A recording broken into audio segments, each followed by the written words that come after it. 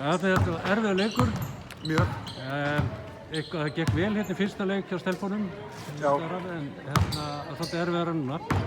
Já, þær voru bara, þær mættu mjög grimmar ákveðnar og við töpum fullt af, allt og mikið af boltum, töpum 25 boltum í leiknum og flest í hendurnar á þeim. Já. Og það setti bara svolítið tóninn, það setti okkur á hælana og þær eru grimmar og gengur lagið. Verður svolítið þannig að það gengur allt upp öðrum meginn en svona fátt hinnum meginn. Þetta er svona þróaðist þannig.